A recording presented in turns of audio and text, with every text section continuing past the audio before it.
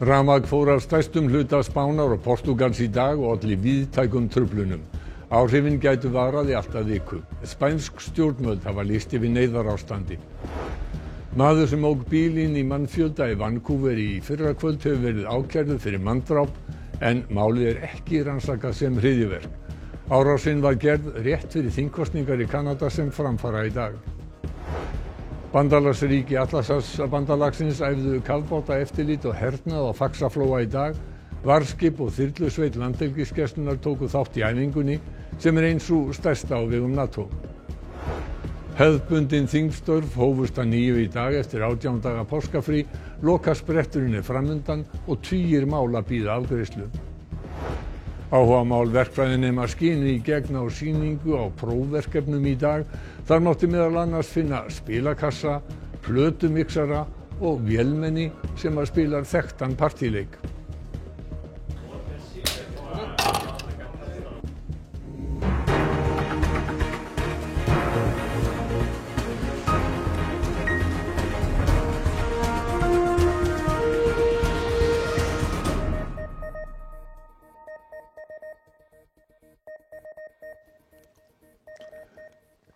Gott kvöld. Rafmagnslaust varð á stórum hluta Spánar og Portúgals í dag. Truflanir urðu á umferð og samgöngum og greiðslukerfi lágu niðri. Ekkert bendir til þess að netárás hafi valdið rafmagnsleysinu. Svona var ástandið á neðanjarðarlestastöð í Porto í Portúgal þegar rafmagnið fór af öllum Íberíuskaga. Það sló út 1:30 að staðartíma og áhrifin voru víðtæk þar sem netsamband datt líka út að stórum hluta. Greiðslukerfi virkuðu ekki þannig að ekki var hægt að versla. Umferðarteppur mynduðust víða þar sem umferðarljós slokknuðu og þurftu ökumenn að komast að samkomulagi hvor ætti forgang, eða þá gangandi vegfarendur og ökumenn. Og þá var truflun á viðtali við keppanda á Madrídarmótinu í tennis. I didn't sleep that well last night, so maybe I just need to not get a lot of sleep. Þarna fór sem sagt rafmagnið og tennishöllin var rýmd vegna þess. Veruleg truflun varð á lestarsamgöngum. Þessi stöðvaðist á miðri leið og urðu farþegar að halda áfram fótgangandi. Lengri lestarferðir eru ekki hafnar enn. Minni truflun varð á flugsamgöngum en þó var nokkuð seinkanir. Í þokkabót var erfitt að koma upplýsingum rafmagnsleysið áleiðis því fjölmiðlar urðu að miklu leyti óstarfhæfir. Í stórum borgum voru áhrifin mikil. Ha sido difícil llegar. El chico porque ha tenido compasión el del autobús conmigo, le he dicho que no tenía cobertura en el móvil. Y me ha dejado pasar, le he dicho que no tenía el bono recargado, iba a bajar al metro a recargarlo y no había luz. No, pues es que ando aquí sin señal de teléfono, sin poder acá, no me funciona la caja ni el datáfono para pagar. Y bueno, ando así ya media hora, no tengo ni cómo llamar a mi jefe porque no me funciona nada. Rafmagnsleysið var afar víðtækt og náði alls yfir 4 lönd, stærstan hluta Spánar og Portúgals, Andorra og Baskahéruðin í Frakklandi. Spánverjar gera ráð fyrir að rafmagn verði komið í samt lag allstaðar í kvöld en útliti fyrir að það taki mun lengri tíma í Portúgal eða allt að viku. Yfirvöld bæði í héruðum og á landsvísu gripu strax til aðgerða vegna ástandsins. Se han reactivado los ciclos combinados y las centrales hidroeléctricas de todo el país, algo que debería permitirnos recuperar el suministro en toda España pronto. Stjórnendur orkufyrirtækja á Spáni segja að allt rafmagn eigi að vera komið í samtlag í kvöld. Í Portúgal gæti það hins vegar tekið allt að viku. Sobre las causas. Todavía no tenemos información concluyente sobre los motivos de este corte. Por lo que pido a la ciudadanía, al igual que hemos hecho en crisis pasadas, que se informen por los canales oficiales. Es mejor no especular. Varaforseti framkvæmdastjórnar Evrópusambandsins segir ekkert benda til netárásar. Também é bocado estranho, falha na Europa e nós não temos centrais que aguentem a energia. Também isto é bocado estranho. É melhor sentarem-se todos e reverem tudo isto. Magni Þór Pálsson, verkefnisstjóri rannsókna hjá Landsneti. Hvað gerðist þarna og hvað olli þessu víðtæka rafmagnsleysi? Það sem menn eru að grafa í núna og það verður farið í mikla greiningavinnu. Það er ekkit alveg á hreinu hvað gerðist nema það að það fór rafmagnið á stórum hluta Spánar eins og þú segir og Portúgal og Frakklandi og hafði víðtæk áhrif bara á meginlandi Evrópu. En eiga svona hlutir að geta gerst? Nei, í rauninni ekki, en þetta sýnir okkur kannski hvað raforkukerfin eru orðin pressuð. Það ekki bara hér á landi sem þau eru orðin mjög pressuð. Raforkunotkun eykst bara dag frá degi liggur við og flutningsfyrirtækin þau hafa bara ekki undan við að byggja upp kerfin og styrkja þau. Þannig að þetta sýnir okkur það má mjög lítið út af bregða til þess að svona gerist og lami heilu þjóðfélögin. Og það getur verið leksía fyrir okkur Íslendinga? Það svo sannarlega. Það við horfum bara til annars október í fyrra haust þegar var hér víðtækt straumleysi út af bilun sem varð hjá stórum notanda. Já. Og þetta það brýn nauðsyn að byggja upp og styrkja flutningskerfið. Já, eru menn að því núna?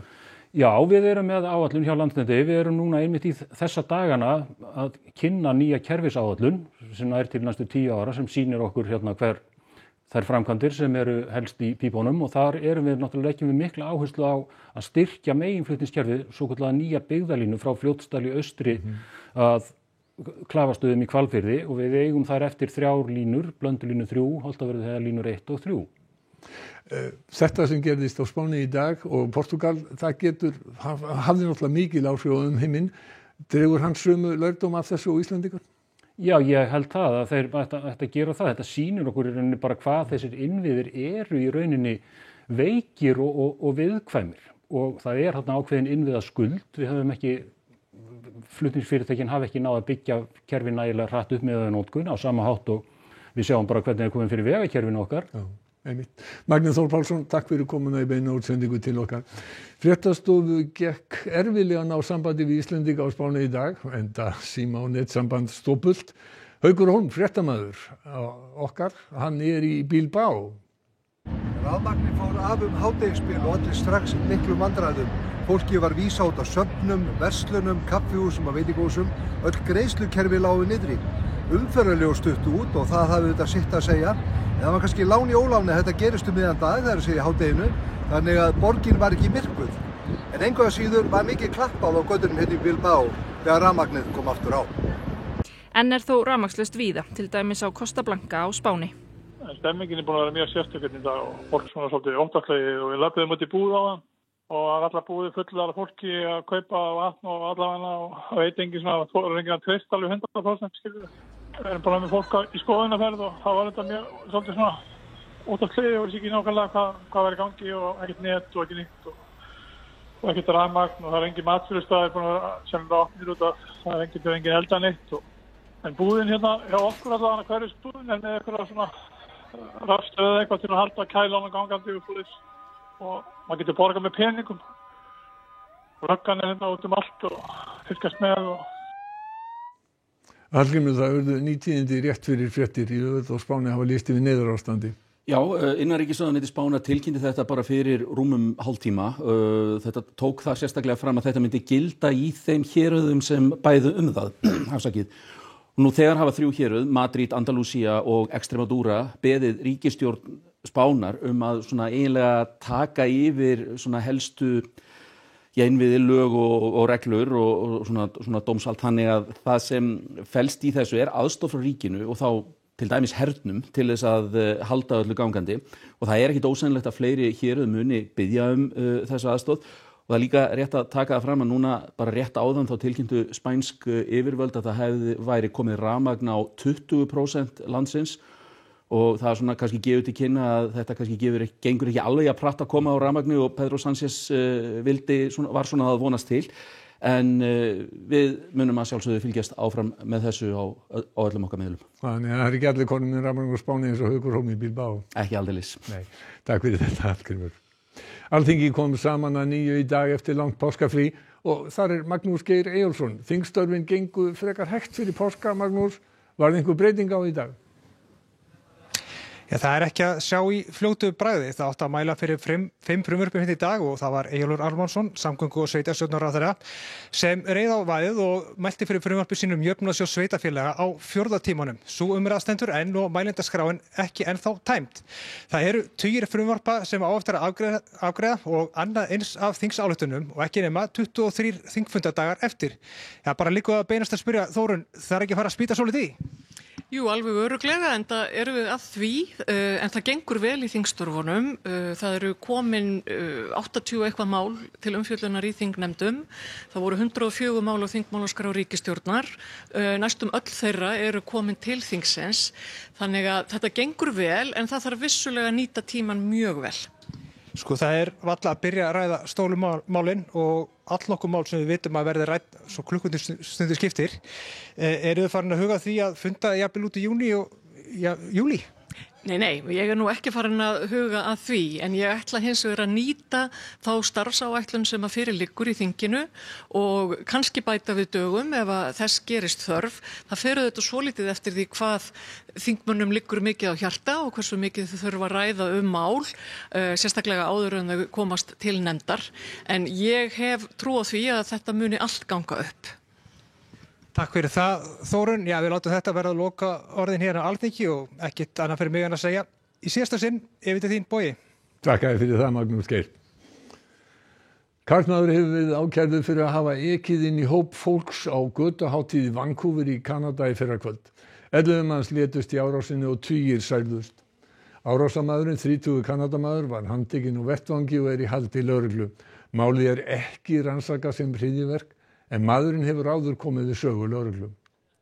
We see these things in movies, we see these things on media. It's heartbreaking seeing and hearing about it in person, you know. And then we started coming upon the bodies. They were not being helped, and they were alone, and that's when we realized that there were people. They were no longer alive. We have to take a moment to acknowledge the horrendous attack that was carried out against our wonderful Filipino community in British Columbia very late last night. I keep on thinking about the kids that I met, the joy. I was there literally minutes before this happened, and I can't stop thinking about how much happiness was there. Og þarna sáum við meðal annars 2 frambjóðendur í þingkosningunum sem framfæri í dag og það viðbúið að þetta hafi áhrif á kosningarnar. Já, maður svona getur ímyndað sig það. Kjörstaðir þau voru opnaðir í morgun og það má svona, eins og ég segi, rétt ímynda sér að kjósendur í Kanada séu svona ennþá bara að melta þessa atburðarás og meðtaka þessa fréttir og það verður fróðlegt að sjá hvort að þessi hryllilegi atburður hafi einhver áhrif á niðurstöðu kosningana eða kjörsókn eða annað slíkt. En þessar kosningar, þær eru meira spennandi heldur með bjuggust við fyrir 2 mánuðum. Já, það má alveg segja það. Það eru 2 flokkar þarna sem eru stærstir. Frjálslyndi flokkurinn, hann er svona ívið sigurstranglegri heldur en íhaldsflokkurinn. Þetta eru svona turnarnir 2 í kanadískum stjórnmálum.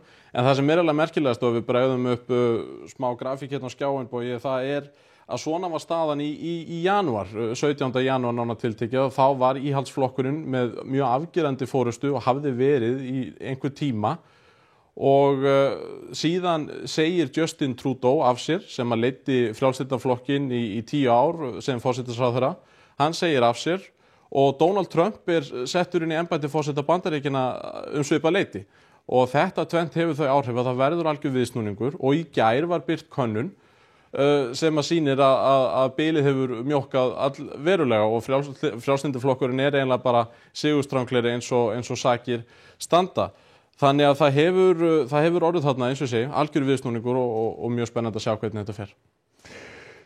Hvenær verða úrslitin ljós? Það held ég að sé fyrstu tölur væntanlegar svona milli 11 og 12 á íslensku tíma. Þannig að þeir sem eru mjög spenntir yfir þessu, þeir geta vakað yfir þessu nótt.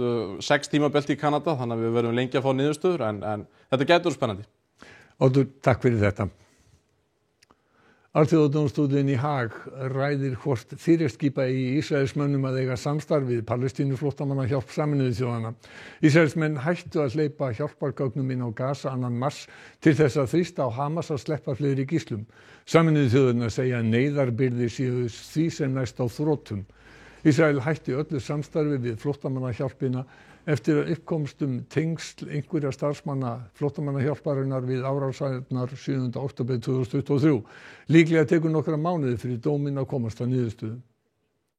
Israel is starving, killing and displacing Palestinians while also targeting and blocking humanitarian organizations trying to save their lives. These grave crimes aim to hasten the forcible transfer and destruction of Palestinian people in the immediate term. Kafbáta eftirlitsæfing Atlantshafsbandalagsins hófst í dag og mátti sjá herskip, þyrlur og kafbáta í og við Faxaflóa. Ísland gestgjafi æfingarinnar í ár, hlutverk sem landi og þjóð mikilvægt á óvissu tímum samkvæmt framkvæmdastjóra Landhelgisgæslunnar.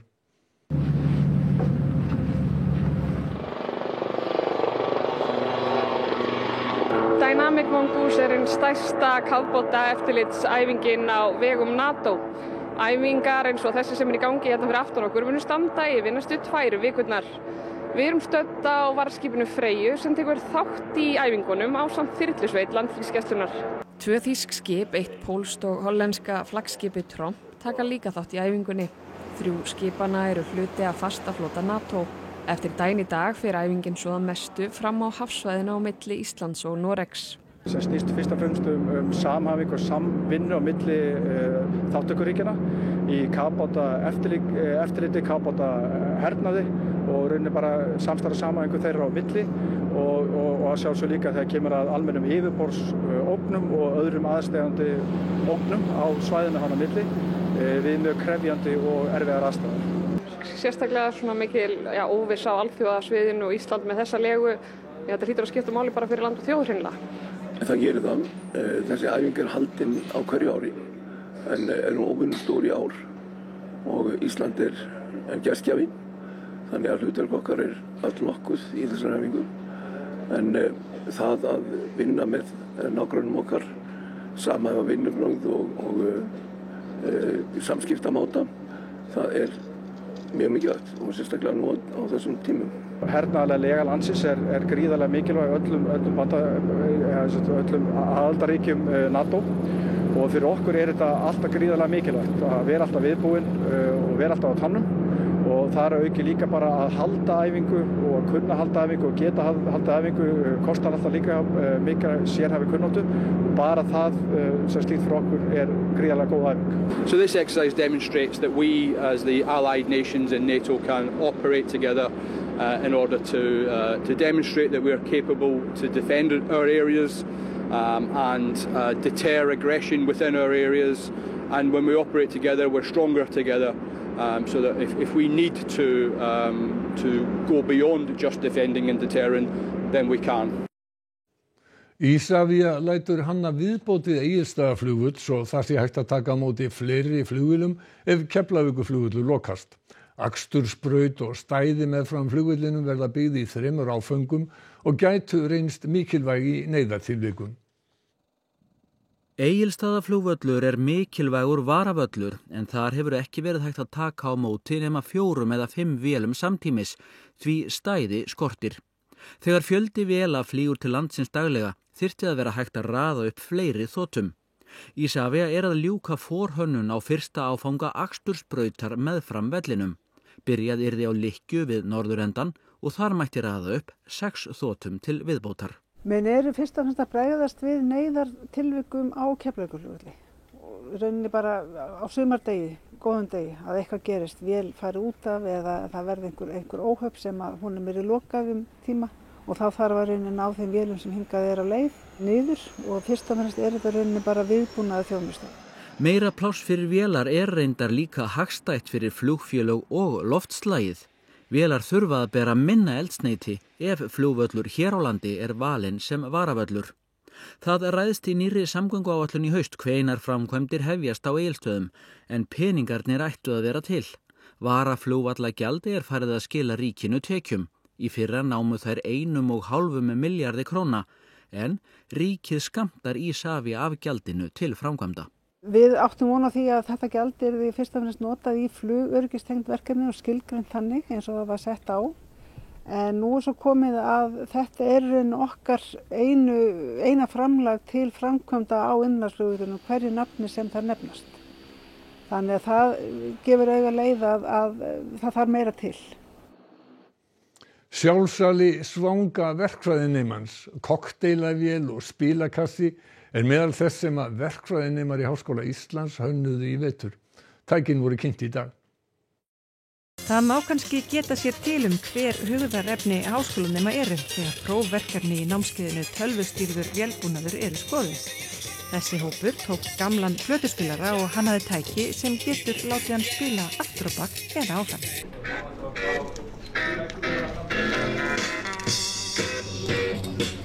Og maður getur svona leitað svona djöfla skilabóðum eins og var gert áður fyrir með að spila plötuna aftur á bak.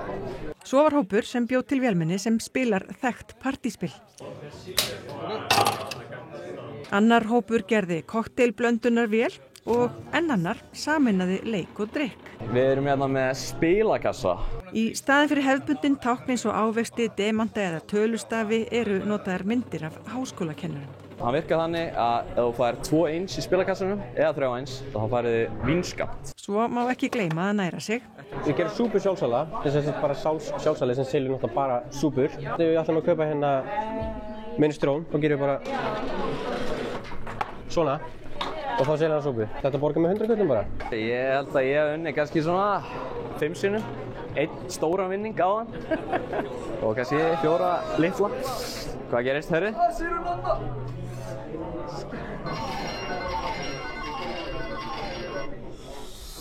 Yes.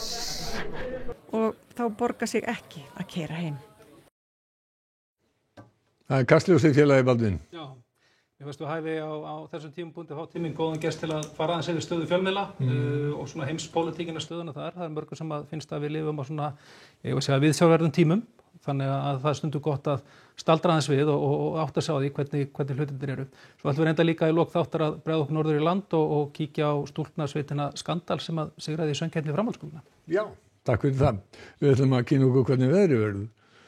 Hæg, suðlæg eða breytileg átt og dálitla skúrir en skýja með köflum og lengst af bjart og þurrt norðaustan til.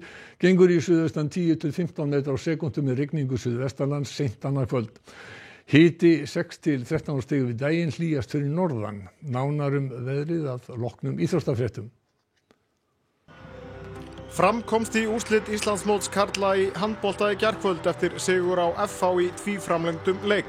Reynir Þór Stefánsson í liði Fram hafnaði tilboði erlendis frá í febrúar því hann taldi sig eiga óunnin verk með Fram. Njarðvíkur konur tryggðu sér sæti í úrslitakeppni við Íslandsmótskvenna í körfubolta. Þar munu þær mæta Haukum. Og KR-ingar unnu sinn fyrsta deildarleik á leiktíðinni á Íslandsmótinu í fótbolta þegar þeir burstuðu Skagamenn. Íþróttir hér eftir fréttir. En fyrst helstu atriði fréttanna.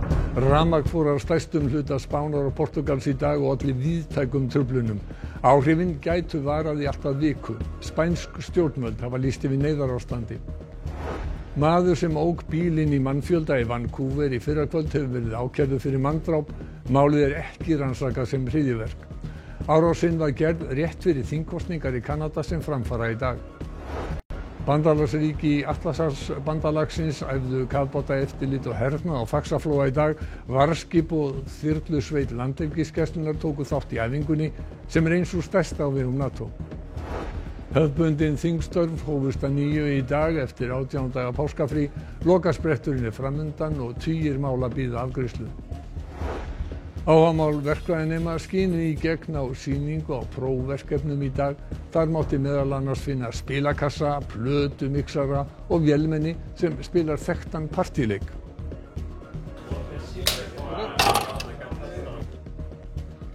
Næstu fréttir í útvarpi og sjónvarpi klukkan 10 í kvöld og vefnum okkar RÚV.is má nálgast allar nýjustu fréttirnar á íslensku, ensku og pólsku.